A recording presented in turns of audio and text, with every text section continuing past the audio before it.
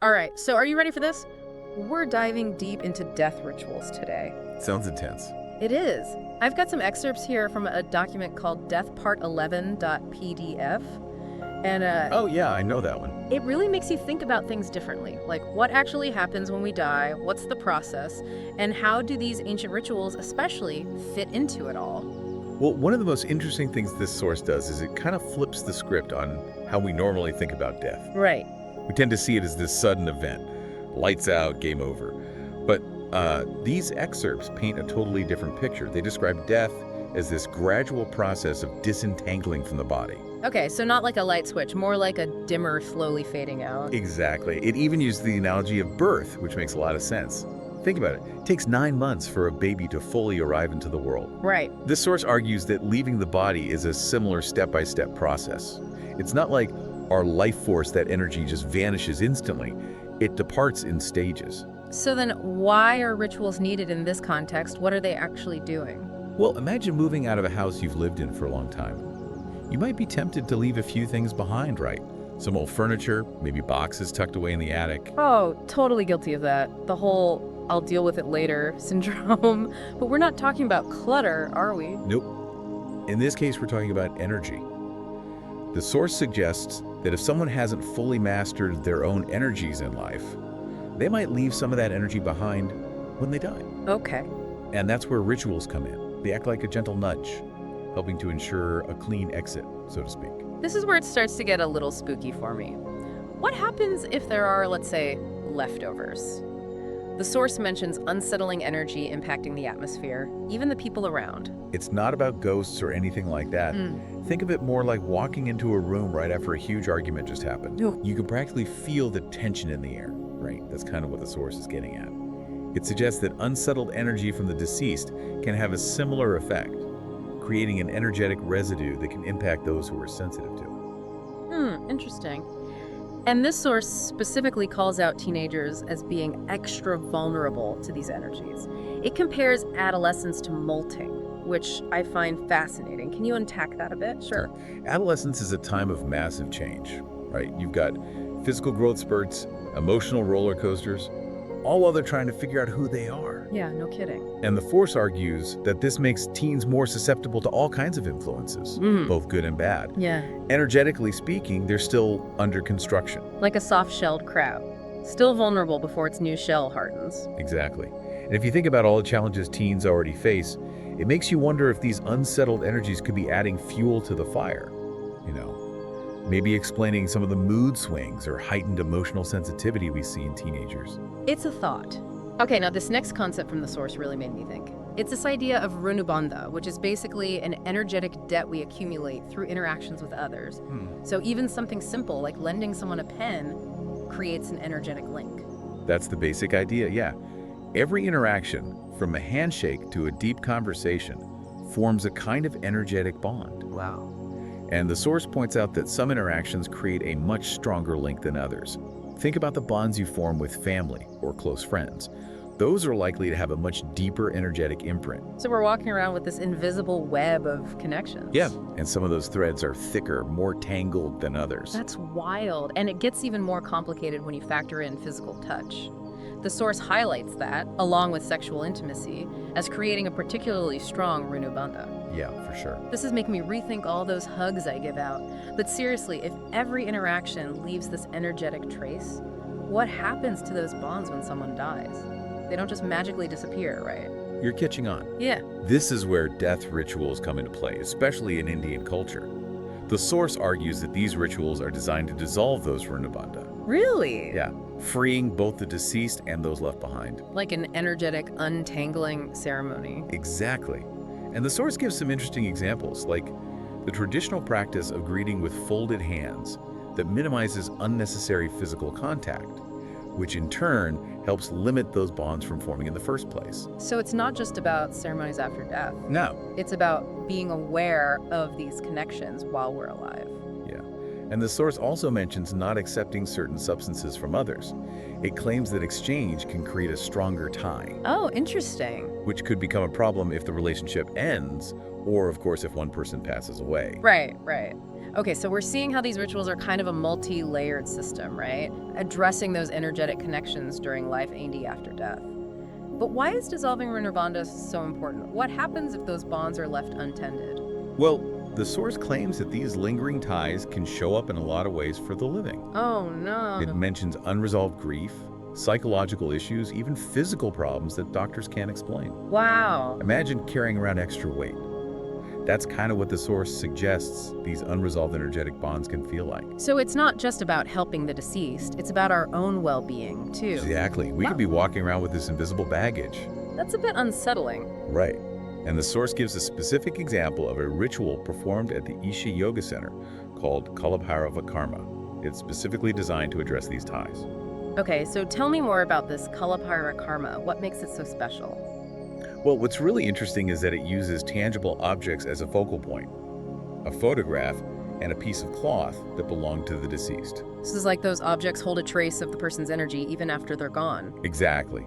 And through a specific process, this ritual aims to dissolve memory imprints, not just in the mind, but also in the body and energy system. Wait, hold on. Are you saying that memories exist outside of the brain, like in our bodies and energy field? That's a new one for me. It is a shift in perspective. But this source really dives into this concept, explaining that there are actually different layers of memory: evolutionary memory, genetic memory, and karmic memory. And all of these memories, stored not just in our minds, but in our very cells, shape who we are. So it's not just about forgetting someone on an intellectual level. Right. There's a deeper energetic component to truly letting go. Exactly. And that's where rituals like Kalabhairava Karma come in. They work to address those deeper layers of memory, helping to disentangle those energetic threads. Okay, that's making me think about grief in a whole new way. It's not just an emotional process, it's energetic too. Right. And maybe, just maybe, some of those ancient rituals actually hold a key to navigating this in a more complete way. It's possible. And speaking of a more holistic approach, the source introduces an intriguing analogy. It compares individual lives to life bubbles made of memory, and the goal of rituals: to thin that bubble and help it transition smoothly. Okay, I'm getting the visual. Good. Think of it like a soap bubble. If it's too thick, it bursts and splatters everywhere, right? But a thinner bubble can gently float away. I see. So the idea isn't to erase the memory completely. It's Right. more about helping it transition without causing disturbances. You got it. And the source also talks about the impact of the Dhyanalinga space at the Isha Yoga Center on these life bubbles. Right. It suggests that this space has a unique ability to separate the chaff from the grain of memory. Almost like a filter. Yeah. Which can be beneficial for both the deceased and those grieving. This is all really fascinating. So here's a question. Can rituals like Kalabhairava Karma actually liberate someone from the cycle of birth and death? Can they achieve full liberation through ritual alone? That's a big question. Yeah. And the source acknowledges that full liberation through ritual alone is very, very difficult. However, it does say that rituals like Kalabhairava Karma can thin that life bubble significantly, and that can help accelerate the deceased's journey toward liberation. It's like a boost along the way. So it's not a guarantee, but it can help. That's how the source describes it. It also emphasizes the importance of the person performing the ritual. Their intention and focus can make a big difference. So it's not just a mechanical process. No. There's a deeper energetic aspect to it. Intention, energy, ritual, it's all intertwined. This is really making me think we've covered a lot here. The gradual nature of death, those energetic bonds, the role of rituals. It's a lot to process. It is. Take a moment to let these ideas sink in. Yeah, our listeners might need a break to digest all this. What stands out to you so far? Any big questions coming up? Yeah, lots to think about. We'll be back soon to explore even more of this fascinating topic in part 2 of this deep dive. So, this source material also talks about something that can be a bit tough to discuss: the death of infants. Yeah, that's definitely something I've always wondered about. The source mentions how life just manifests differently in a child compared to an adult. It's true. What makes it so unique? Well, when a baby passes away, especially one who's still breastfeeding or under 40 months old, their life hasn't really taken root in the same way as an adult who's lived a full life. It's like they haven't completely anchored into their earthly existence. Yeah, that's a good way to put it. And it's interesting what the source says about parents in these situations.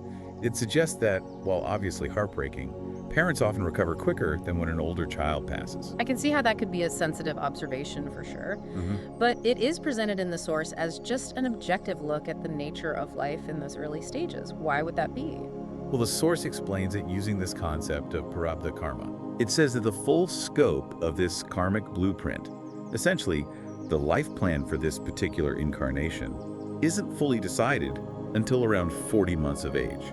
So up until that point, there's still some fluidity to the soul's journey. Like, things are still being worked out. Exactly. It's like a grace period where life is still assessing things, still deciding on the full weight of experiences this particular incarnation will take on. That makes me think about how in those first few years, a child's personality is still forming, you know? They're figuring out who they are. Their energy is still taking shape. Right. And the source connects this to the intensity of the experience for both the child and those left behind.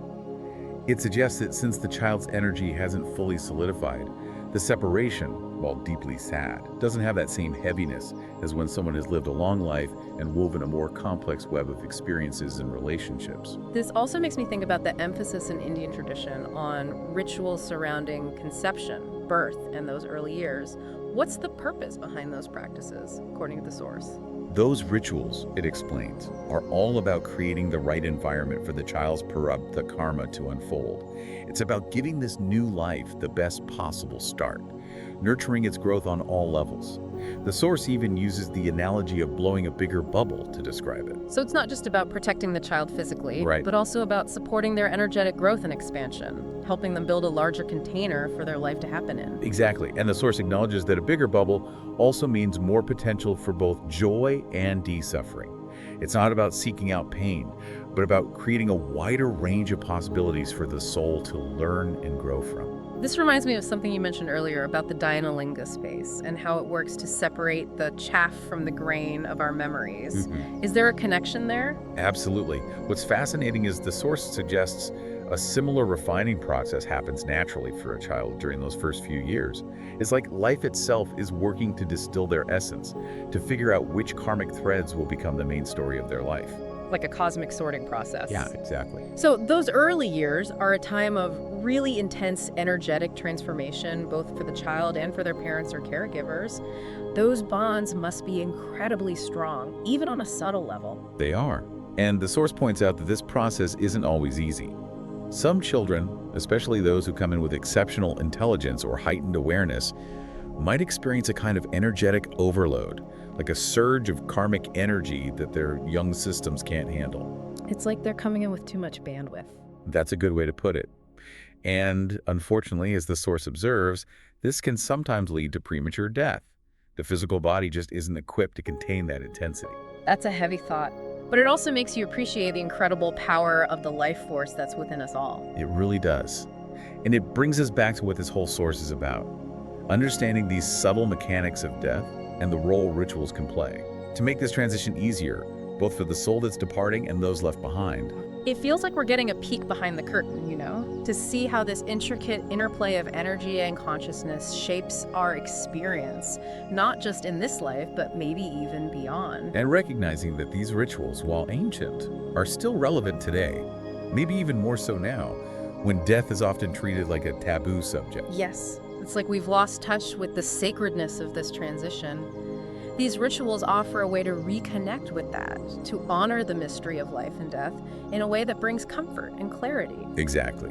And the source really stresses approaching these rituals with sincerity and reverence, understanding that we're dealing with very subtle, delicate energies. So it's not just about going through the motions, it's about showing up with a deeper awareness of what's really going on. That's right. This makes me think about Kalabhairava Karma and how it's not a one-size-fits-all solution. Right. I mean, it's one thing to want to help the deceased, but what if our own grief, or even wanting to control the situation, clouds our intentions? Could that backfire somehow? The source definitely cautions against those kinds of approaches. Okay. It emphasizes that messing with the natural course of the soul's journey can have unintended consequences, maybe even harmful ones. So there's a fine line between offering help and respecting the soul's own path. Yeah. The source suggests the best approach is to create a space of clarity and support, to gently nudge the soul towards a better destination, but without forcing our own will or desires. It's about letting go of attachment and trusting the bigger process. That makes me wonder if there's a specific skill set involved in performing these rituals correctly. It seems like it would take more than just reading about it in a book. You're right. The source actually talks about the possibility of training people to do these rituals effectively and ethically. Because it's one thing to grasp these concepts mentally, but to actually work with those subtle energies directly, that takes a whole other level of sensitivity and skill. It does. And the source acknowledges how rare it is to find people with the right qualities, people with the integrity and discipline to handle this responsibly. It's like becoming a spiritual surgeon, right? You need knowledge, a steady hand, and a compassionate heart, and you're working with invisible energies. Yeah, it's a big responsibility. For sure. The source also mentions the challenges of keeping these traditions pure in a world that's so focused on material things. It does. It's like these practices are a precious gift from the past, and it's up to us to protect them and pass them on with the proper understanding and respect. Absolutely. And the source suggests this takes a conscious effort to reclaim the sacredness of these traditions, honor the wisdom they hold, and recognize how relevant they still are today. Especially in a world that often tries to ignore the fact that death is inevitable. Yeah, like a call to action. In a way, yes. Okay, so I'm curious, does the source actually explain how Kalabhairava Karma works? Like, what's happening on an energetic level? It describes it as a gentle cleansing process, a way to release attachments and energetic imprints that might be holding the soul back. So it's not about completely erasing the person's memory. No, it's about helping it evolve and transform in a way that benefits both the deceased and those still living. You got it. And the source emphasizes that this process isn't just for the deceased. Right. It can also be really helpful for those who are grieving. That makes sense. Grief can be so heavy, energetically speaking. Like we're carrying around this extra weight. Exactly. And Kalabhairava Karma, as the source explains it, can help lighten that burden, bring a sense of closure and peace. So it's a path to healing on multiple levels. Yeah, restoring balance and harmony after a loss. I'm also curious about something the source mentions, the difference between doing Kalabhairava Karma for someone after they've passed and doing it for yourself while you're still alive, which is called Kalabhairava Kriya. It uses this analogy of fixing an engine while it's running versus trying to fix it after it's stalled. What's the significance of that? That's a great question. The source suggests that engaging in Kalabhairava Kriya while you're still here takes a different kind of discipline and awareness. It's like preventative maintenance for your energy system, taking proactive steps to ensure a smoother transition when the time comes. So it's not just about helping others after they're gone. It's about taking responsibility for our own energetic engine. So we're not leaving a mess for others to deal with. That's it. And the source really highlights how transformative this practice can be, suggesting it can lead to a huge shift in how we relate to both life and death. It's like we're being given a tool to navigate the end of life with more grace, but also to live more fully right now, knowing that we're actively shaping our energetic legacy. Exactly. It's a powerful concept. It is. We've been focusing on humans a lot. Does the source talk about animals at all and how these principles might apply to them? It does. It explains that while all living beings have a life force, the complexity of the subtle body can vary. So not all creatures need that same kind of post-death assistance. That's right. The source specifically mentions cows and cobras as having more evolved, subtle bodies, Oh, wow. suggesting that rituals for them might be more impactful. It's like their energetic blueprints are closer to humans, needing a more deliberate approach to ensure a smooth transition. Yeah, that's the idea. And then it contrasts this with plants, saying they don't have a defined subtle body. So rituals for plants wouldn't necessarily have the same effect. It's interesting how this system recognizes the diversity of life and offers a more nuanced understanding of how these principles apply. It does. It really speaks to the depth of this ancient wisdom. And it highlights how important it is to find people who are knowledgeable and compassionate enough to carry on these traditions. Very true. Because it's not just about memorizing rituals, it's about understanding the subtle dynamics and applying that wisdom with sensitivity and care. Exactly. The source describes these individuals as bridges between the seen and unseen realms, helping souls to transition more harmoniously. It's like they're guides, ensuring that the sacredness of life and death is honored. That's a great way to put it. Okay, I also wanted to ask about something the source mentions. The traditional restrictions on women participating in certain death rituals. Can you shed some light on that? Sure. The source acknowledges those restrictions and suggests they came from the understanding that women's bodies go through these unique cycles, and that makes them more susceptible to certain energetic influences, especially during pregnancy or menstruation. So it wasn't about excluding women altogether, No. but about recognizing their needs and vulnerabilities in those sensitive situations. Exactly. And the source emphasizes that if those factors aren't there, then there's no inherent obstacle. Got it. It's about creating a safe space that honors both the individual's needs and the delicate energy dynamics involved. Right. And this brings us back to revitalizing these traditions in a way that works for the modern world. The source talks about finding a balance between honoring the traditional wisdom and adapting to the needs of today's society. Yeah, it's about bridging the ancient and the modern, creating a space where these practices can thrive and offer their gifts to a world that needs them. That's a great way to frame it. It's a big responsibility, though. It is. Finding people who are not only knowledgeable, but also sensitive and ethical enough to carry this forward. It's essential. And the source really stresses that finding people with those qualities, the integrity, the discipline, the compassion, is incredibly rare.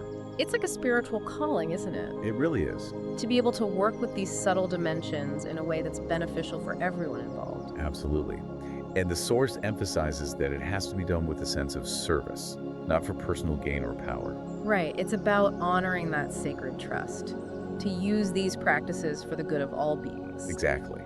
And this leads to a final point the source makes, which I think is really profound. We should approach death not with fear or denial, but with curiosity and reverence. Because it's not an ending, it's a transition Yes, a doorway to another way of being. that we can approach with wonder and awe. You put it beautifully. And the source suggests that embracing this perspective can change how we see death, and how we live our lives right now. It's like we're being invited to embrace the full spectrum of human experience, from birth to death and beyond, Exactly. recognizing that each state holds its own mysteries and gifts. Wow, this has been a lot to take in. Before we jump into the last part of our deep dive, I want to give you, the listener, a moment to reflect. What's resonating most with you right now? What new insights are emerging? What questions are coming up for you? We'll continue exploring these fascinating ideas in just a bit. You know, it's really amazing to think about these ancient rituals and how they offer such a different way of looking at death, not just as an ending, but as a transition to another dimension. And this whole idea of thinning the life bubble through practices like Kalabhairava Karma really stuck with me. If we could actually refine our energetic blueprint like that, what kind of impact could that have, not just on our death, but on how we live right now? That's a really important point that this source keeps coming back to conscious living. It's not just about the big things we do. It's also those subtle traces we leave behind.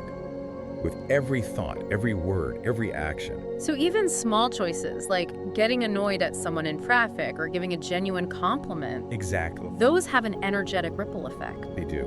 Wow, that's pretty humbling. It is. And the source suggests that this awareness can really change how we live. It makes us think about the energetic consequences of our choices, to act in ways that are aligned with our higher purpose, Yeah. minimizing that unnecessary baggage. Like we're being encouraged to tread lightly, both physically and energetically. Exactly. And that brings us to a question this source asks about liberation itself. Okay. We've been talking about rituals as helping with liberation. Right. But what does that really mean? What are we actually being freed from?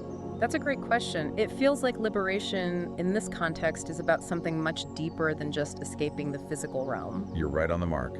The source suggests that liberation is ultimately about freedom from that whole cycle of birth and death. Oh, wow. From that endless loop of suffering that comes from identifying with the limited self, with our ego. So it's about transcending those beliefs and patterns that keep us trapped in a cycle of craving and aversion.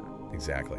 And the source is clear that this liberation isn't a final destination. It's a journey, an unfolding process that takes inner work and a willingness to surrender to the mystery of existence. It's like we're peeling back layers of conditioning, uncovering our true nature. Beautifully put. Yeah. And the source makes another point. This liberation isn't just an individual thing.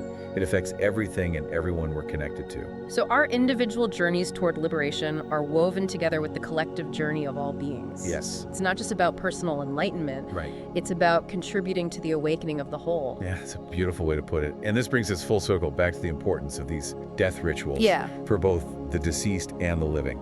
They're not just traditions. They're tools for healing, transformation, and ultimately liberation for everyone. It's like we've been given a glimpse into a hidden dimension of reality, Mm, a chance to participate in this sacred dance of energy and consciousness that goes far beyond our physical existence. that is beautifully put. So, as we come to the end of this deep dive into death, rituals, and all these subtle forces at play, the source leaves us with one final question. Okay. If death isn't the end, but a transition, a doorway to something else, what does that mean for how we live our lives right now? Wow, that's a powerful question. It makes us rethink our priorities, to live more intentionally, and to face the mystery of life and death with a sense of awe. Absolutely. It's been incredible exploring all of this with you. Thank you for sharing your expertise with us today. It's been my pleasure. These ancient wisdom traditions are endlessly fascinating, and it's so important to see how relevant they still are. I agree. And to all of you listening, thank you for joining us on this deep dive into death, rituals, and the forces that shape our lives. We hope you found it insightful and maybe even inspiring. Until next time, keep seeking, keep questioning, and keep diving deep.